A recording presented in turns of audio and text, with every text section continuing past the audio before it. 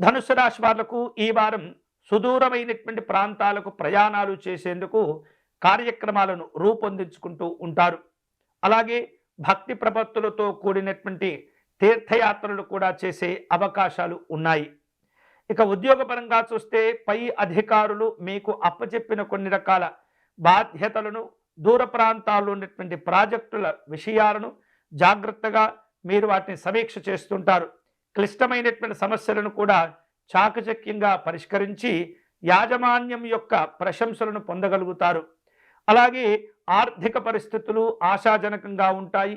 పూర్వీకుల నుండి మీకు రావలసిన వచ్చినటువంటి ఆస్తులను మరింత జాగ్రత్తగా కాపాడుకుంటూ ఉంటూ వాటి ద్వారా లాభాలను పొందే ప్రయత్నం చేస్తూ ఉంటారు. వ్యాపార రంగంలో అనుభవజ్ఞుల యొక్క సలహాలు సూచనలు పాటించే ప్రయత్నం చేయండి. ఆశించిన విధంగా మీ ప్రయోజనాలు ముందుకు తీసుకువెళ్తారు. అలాగే ఇతరులతో మాట్లాడే సందర్భంలో అన్ని రకాల చర్చలు చేస్తూ ఉంటారు. ముఖ్యమైనటువంటి అంశాల్లో విద్యా సంబంధమైనటువంటి అంశాల్లో పరిశోధనా రంగాల్లో చదువులు చదివేటటువంటి విద్యార్థులకు ఈ వారం చాలా ఉత్తమమైనటువంటి ఫలితాలు వస్తూ ఉంటాయి.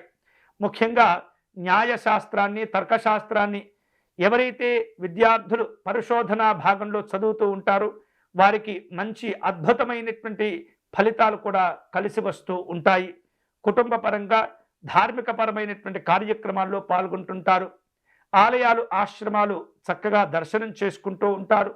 ఈ వారం ఎక్కువగా ప్రశాంతతతో కూడినటువంటి కార్యక్రమాల్లో పాల్గొంటూ ఉంటారు. ఇక ఆరోగ్య విషయాల్లో చూసినప్పుడు ఈ వారం ఈ ధనుస్సు రాశి వారు అజీర్ణ సంబంధమైనటువంటి ఇబ్బందులు ఎదుర్కొంటూ ఉంటారు. శరీరానికి సరిపడినటువంటి ఆహార పదార్థాలు తీసుకోకూడదు. అలాగే ఏవైతే ఒత్తిడికి లోను చేసేటటువంటివి, అనారోగ్యాలకు దారి తీసేటటువంటి ఆహార పదార్థాలు ఏవైతే ఉంటాయో వాటిని తెలుసుకుని వాటిని తినకుండా మిమ్మల్ని మీరు నియంత్రించుకుంటూ ఉండాలి.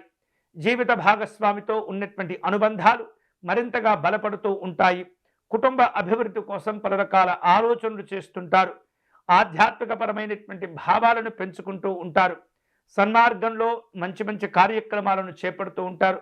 అందరినీ కలుపుకుంటూ వెళ్తారు. అందరికీ ఆదర్శంగా ఉంటారు. తద్వారా కుటుంబపరమైనటువంటి అభివృద్ధిని సాధించుకోగలుగుతారు. ఈ వారం ఈ ధనుస్సు రాశి వారు శుభకరమైనటువంటి ఫలితాలను పొందేందుకై దత్తాత్రేయ స్వామి వారిని పూజించటం మంచిది. సిద్ధమంగళ స్తోత్ర పారాయణం విశేషమైనటువంటి శుభ ఫలితాలను ఇస్తుంది. అలాగే స్వామివారిని పసుపు రంగు పుష్పాలతో కావచ్చు, గన్నేరు పుష్పాలతో కావచ్చు ఈ దత్త భగవానుని అర్చించే ప్రయత్నం చేయండి. పేదవారికి అన్నదానం చేసుకోవటం, అలాగే ఆహార పదార్థాలను దానం చేసుకోవటం ద్వారా దత్తాత్రేయ స్వామి యొక్క అనుగ్రహాన్ని పొంది శుభ ఫలితాలను పొందగలుగుతారు.